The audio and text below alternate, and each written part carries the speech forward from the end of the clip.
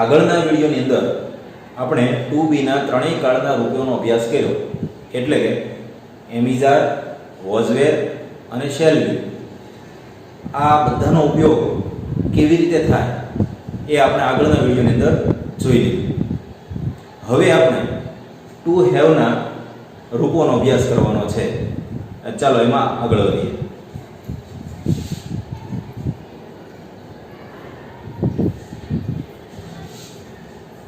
મિત્રો,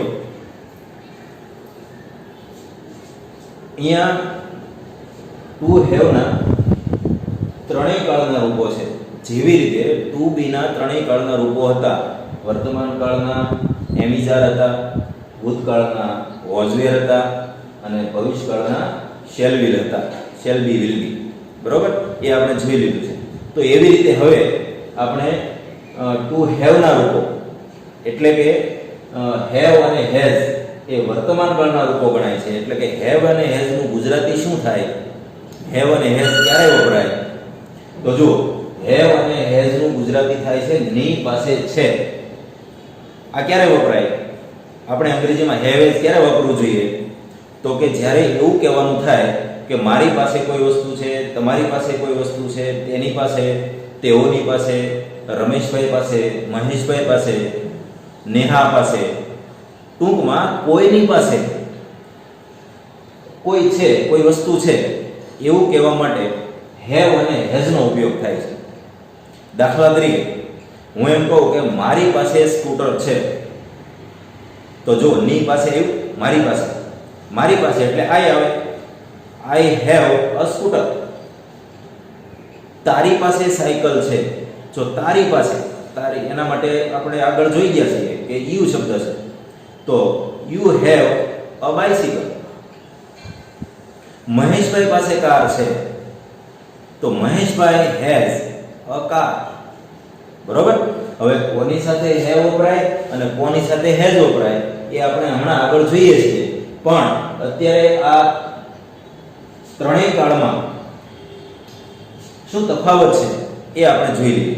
તો કે કોઈની પાસે છે એમ કહેવા માટે હેવ અને હેઝ બેમાંથી જે લાગુ પડતું હોય એ વાપરવાનું.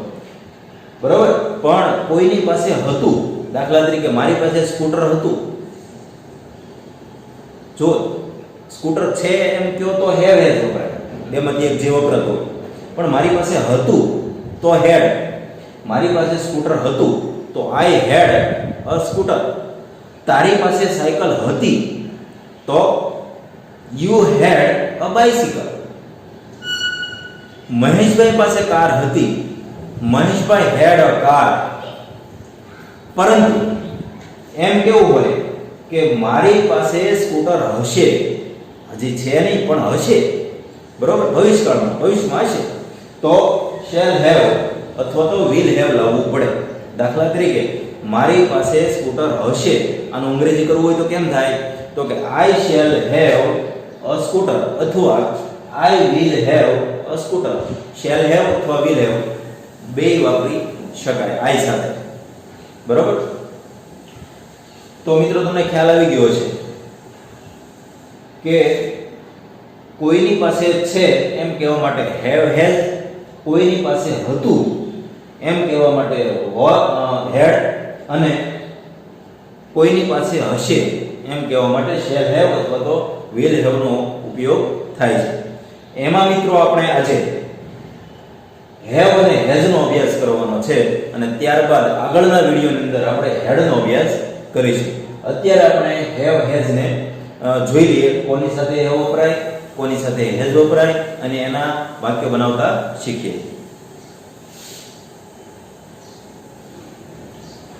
મિત્રો, અહીંયા તમે ટેબલ જોશો તો તમને ખ્યાલ આવશે કે કયા સર્વનામ સાથે હેવ વાપરવાનું અને કયા સર્વનામ સાથે હેઝ વાપરવાનું. જુઓ, ચાલો અભ્યાસ કરીએ કે આઈ હેવ.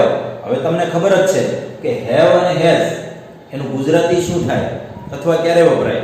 ની પાસે છે એમ કેવું હોય ત્યારે. તો આઈ હેવ એટલે કે મારી પાસે, મારી પાસે છે.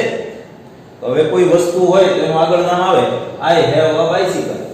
બરોબર, હમણાં જ વાક્ય આપણે બનાવ્યું એવી રીતે આઈ હેવ અ બાઇસિકલ, તો મારી પાસે સાયકલ છે, આઈ હેવ અ સ્કૂટર, મારી પાસે સ્કૂટર છે, આઈ હેવ અ મોબાઈલ, મારી પાસે મોબાઈલ છે. બરાબર. તો તમારી પાસે જેટલી વસ્તુઓ હોય એ બધી જ વસ્તુઓના તમે આવી રીતે વાક્યો બનાવી શકો. આઈ હેવ અ બેગ, મારી પાસે બેગ છે, આઈ હેવ અ પેન, મારી પાસે પેન છે. બરાબર. તો આ અંગ્રેજી શીખવા માટે આવા તમારે વાક્યો બનાવવા પડે. તમારી પાસે જેટલી વસ્તુ હોય એ બધી વસ્તુ તમારી છે, તો તમે એમ કહી શકો કે મારી પાસે આ વસ્તુ છે. બરાબર. જે વસ્તુના નામથી તમે વાક્યો આવી રીતે બનાવી શકો. હવે વી હેવ, વી ની સાથે પણ હેવ વપરાય છે. તો વી હેવ એટલે કે અમારી પાસે છે.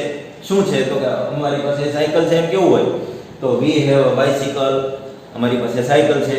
વી હેવ અ કાર, અમારી પાસે કાર છે. બરાબર. પછી સામેવાળી વ્યક્તિને કેવું હોય કે તારી પાસે છે, તો યુ હેવ, તારી પાસે છે. યુ હેવ અ બાઇસિકલ, તારી પાસે સાયકલ છે. ચાલો હવે તારી પાસે સ્કૂટર છે એવું આપણે અંગ્રેજી કરવું હોય તો હવે આપણે કરી જ શકીએ કે યુ હેવ એ સ્કૂટર. આવડે કે નહીં? જો તારી પાસે ટીવી છે તો યુ હેવ અ ટીવી. બરાબર. તમારી પાસે કેવું હોય તો પણ યુ હેવ, તારી પાસે કેવું હોય તો પણ યુ હેવ, અને તમારી પાસે કેવું હોય તો પણ યુ હેવ. કારણ કે અંગ્રેજીમાં તારું કે તમારું બંને માટે યુ શબ્દ જ છે. તો તમારી પાસે કાર છે તો યુ હેવ અ કાર, તમારી પાસે મોબાઈલ છે, યુ હેવ અ મોબાઈલ. ચાલો આગળ વધીએ. હવે તેની પાસે કોઈ છોકરો છે અને આપણે એમ કેવું છે કે ભાઈ તેની પાસે સાયકલ છે, એવું ઇંગ્લિશમાં કેવું છે, અને છોકરો છે એટલે આપણે શું કહીશું? હી has a scooter, he has a bicycle, he has a mobile. બરાબર. જે વસ્તુ એની પાસે છે એમ કેવું હોય એ વસ્તુનું આગળ નામ લગાડી દેવાનું. હવે કોઈ છોકરી છે અને એમ કેવું હોય કે તેની પાસે સાયકલ છે, તેની પાસે પર્સ છે, તેની પાસે મોબાઈલ છે. બરાબર. તો કહી શકાય she has a purse, she has a scooter, she has a mobile. બરાબર. હવે કોઈ પશુ કે પક્ષી હોય અથવા કોઈ નિર્જીવ વસ્તુ હોય, તેને કોઈ વસ્તુ છે એમ કેવું હોય. દાખલા તરીકે ગાય હોય અને આપણે એને કેવું હોય કે તેને 4 પગ છે, તો ઈટ લાવવું પડે. કારણ કે કોની પાસે છે? ગાય પાસે. તો ગાય તો પ્રાણી છે, ગાયને 4 પગ છે એમ કેવું હોય? તો it has a it has 4 leg. એને 2 શિંગડા છે તો it has 2 horn. બરાબર. તો ઈટ લાવવાનું એ આપણને ખ્યાલ જ છે. હવે આ ત્રણેયનું બહુવચન ધે. ઘણા બધા છોકરાઓ હોય અને એ દડે રમતા હોય, દડો એની પાસે હોય, આપણે એમ કેવું હોય કે તેઓની પાસે દડો છે, તો આપણે શું કહીશું? they have a ball. ઘણી બધી છોકરીઓ હોય અને એની પાસે દડો હોય તો પણ બહુવચન માટે તો એક જ શબ્દ છે they. એ છોકરાઓ હોય કે છોકરીઓ હોય કે કોઈ પ્રાણીઓ હોય, એ જ્યારે સમૂહમાં હોય ત્યારે બહુવચન માટે તો ત્રણેયમાં એક જ શબ્દ વપરાય. છોકરાઓ માટે એટલે કે પુરુષો માટે, સ્ત્રીઓ માટે કે પશુ પક્ષીઓ માટે. બરાબર. તેઓની પાસે છોકરીઓ રમતી હોય ને તેઓની પાસે દડો છે એમ કેવું હોય તો શું કહેશો? they have a ball. તેઓની પાસે સાયકલ છે, they have bicycle. બરાબર. તો જે વસ્તુ એમની પાસે હોય એ વસ્તુનું નામ તમે આગળ લગાડી શકો. હવે એમ કેવું હોય કે છોકરા પાસે બોલ છે તો a boy has a ball. છોકરા પાસે પેન છે, a boy has a pen. છોકરા પાસે મોબાઈલ છે, a boy has a mobile. હવે ઘણા બધા છોકરાઓ હોય અને એમની પાસે કોઈ વસ્તુ હોય, દાખલા તરીકે એમની પાસે સાયકલ હોય તો આપણે કહી શકીએ, ઘણા બધા છોકરાઓ હોય બધા પાસે સાયકલ હોય તો આપણે કહી શકીએ કે છોકરાઓની પાસે સાયકલો છે એમ કેવું હોય તો boys have a bicycle અથવા boy have bicycles. કે છોકરાઓ પાસે સાયકલ છે. બરાબર. તો મિત્રો એક વસ્તુ ખાસ ધ્યાનમાં રાખો કે ની પાસે એટલે કે આગળ જે નામ હોય કે સર્વનામ એની પાસે કોઈ વસ્તુ છે.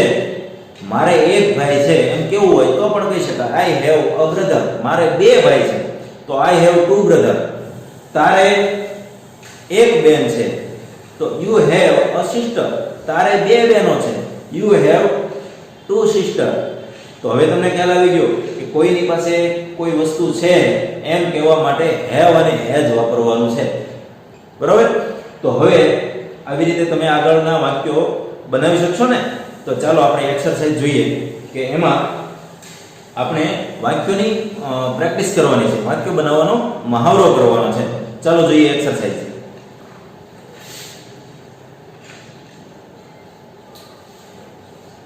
જો મિત્રો અહીંયા એક ટેબલ આપેલું છે ને ટેબલની અંદર 3 કોલમ છે.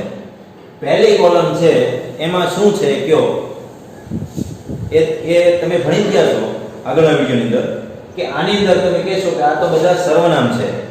આઈ નું ગુજરાતી તમને આવડે, વી નું આવડે, યુ, હી, સી, ઇટ આ બધાનું ગુજરાતી તમને હવે આવડે છે અને બાકીના છે એ નામ છે. એટલે કે પહેલી કોલમની અંદર કાં તો નામ છે અને કાં તો સર્વનામ છે. વચ્ચેની કોલમ છે એની અંદર શું છે તો કે હેવ અને હેઝ. બરોબર. કે જેનો હમણાં જ આપણે અભ્યાસ કર્યો આગળની સ્લાઇડમાં કે હવે તમને ખબર છે કે કોની સાથે હેવ લગાડવાનું, કોની સાથે હેઝ લગાડવાનું. બરાબર. અને અહીંયા બધા નામ છે. જો કોની સાથે હેવ આવશે, કોની સાથે હેઝ આવશે આ ખાસ તમારે ધ્યાનમાં રાખવાનું છે. એ આગળની સ્લાઇડમાં બરાબર જોઈ લો. હજી જોઈ લો કે હેઝ કોની સાથે છે તો કે હી, શી, ઇટ આ ત્રણેય સાથે હેઝ છે. અને એક વચન હોય તો એકલું નામ હોય તો હેઝ. બહુવચનમાં હેવ છે, બાકી બધે હેવ જ છે. બધા સર્વનામ સાથે હેવ વપરાય છે. હી, શી, ઇટ ને બાદ કરતા આ 3 સર્વનામને બાદ કરતા બાકીના બધા જ સર્વનામ સાથે હેવ છે. એક વચનમાં હેઝ, બહુવચનમાં હેવ. ચાલો આટલો ખ્યાલ આવી ગયો. હવે તમે એક્સરસાઇઝના વાક્યો બનાવી શકશો. જો આની સાથે શું આવે હેવ કે હેઝ તો આગળ આપણે બરોબર ભણ્યા છું તો તમને ખ્યાલ આવી જશે કે આઈ સાથે હેવ આવે. I have no sister. બરોબર. I have no sister. મારે બહેન નથી. આ બધાનું ગુજરાતી તમને આવડવું જોઈએ અને એ તો સામાન્ય નામ છે એટલે આવડી જ જાય. બરાબર. પછી આગળ બીજું વાક્ય બનાવવું હોય I have a new pen. New pen એટલે નવી પેન. તો મારી પાસે નવી પેન છે. આમ અંગ્રેજી વાક્ય બનાવતું જવાનું અને સાથે ગુજરાતી પણ લખતું જવાનું. I have 4 legs. જો આ લાગુ પડશે આ નહીં લખવું પડે કારણ કે કોઈને આપણને 4 પગ હોય નહીં એટલે આ વાક્ય બનાવી શકશો નહીં. તો કાંઈ વાંધો નહીં, આગળ લેવાનું. જેટલા વાક્યો બની શકતા હોય ને એટલા બનાવવાના. બધા જ બની શકે એવું કઈ જરૂરી નથી. આઈ હેવ અ બાઇસિકલ. મારી પાસે સાયકલ છે. આઈ હેવ અ બ્રધર. મારે એક ભાઈ છે.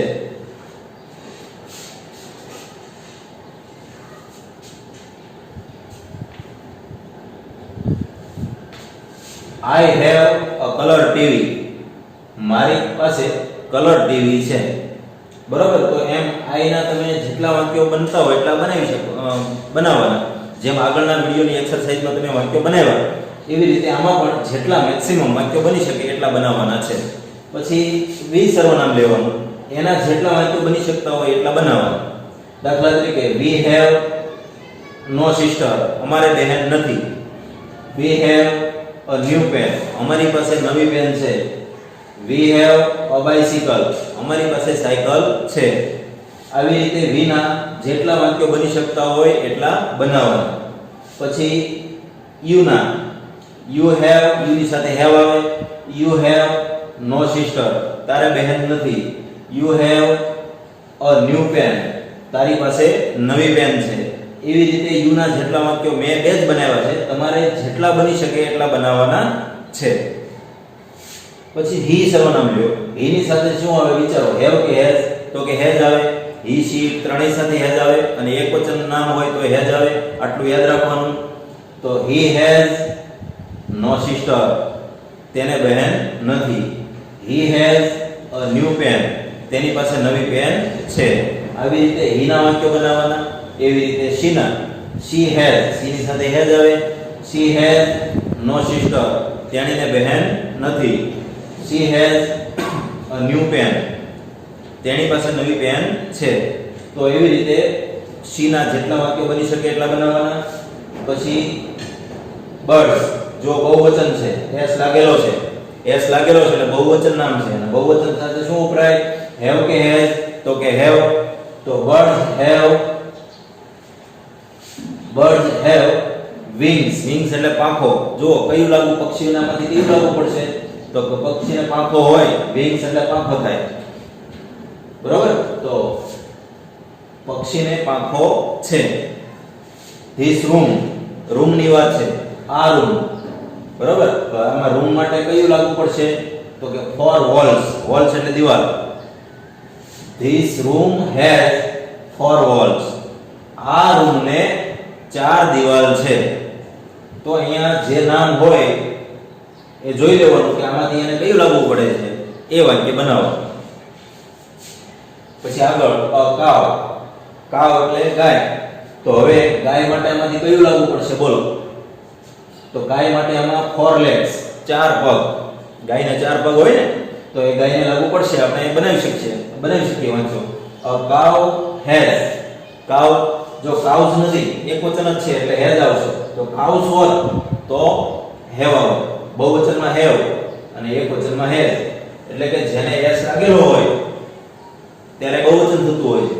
A cow has 4 legs. ગાયને 4 પગ છે. પછી નેહા એટલે કોઈ છોકરી છે. હવે એને આમાંથી જે લાગુ પડતું હોય એટલા વાક્યો તમે બનાવી શકો. તો નેહા હેઝ નો સિસ્ટર. નેહાને બહેન નથી. Neha has a bicycle. નેહાને સાયકલ છે, અથવા નેહા પાસે સાયકલ છે. આમ ઘણા બધા વાક્યો બની શકે. પછી ધીસ ફાર્મર એટલે કે ફાર્મર એટલે ખેડૂત. આ ખેડૂત. ધીસ ફાર્મર, આ ખેડૂત. હવે ખેડૂતને લાગુ પડે જે વસ્તુ લાગુ પડતી હોય એટલા વાક્યો તમે બનાવી શકો. તો કે મેની કાઉસ, ઘણી ગાયો. આ ખેડૂતને ઘણી ગાયો છે, અથવા ખેડૂત પાસે ઘણી ગાયો છે એમ કેવું હોય? તો ધીસ ફાર્મર હેઝ, જો એક વચન જ છે, this farmer has many cows. આ ખેડૂત પાસે ઘણી ગાયો છે. તો જો તમે આમાંથી વાક્યો વિચારશો ને મિત્રો, તો ઘણા બધા વાક્યો બનશે. અને તમારે જેટલા વાક્યો બનાવી શકો એટલા બનાવવાના છે. જેટલો તમે મહાવરો કરશો એટલું તમને વધારે અંગ્રેજી સમજાશે અને અંગ્રેજીમાં રસ પડશે. બરોબર? તો આ દરેક વાક્યો બનાવી તમારે મને વોટ્સએપના માધ્યમથી મને મોકલવાના છે. બરોબર? ચાલો અહીં સુધી રાખીએ.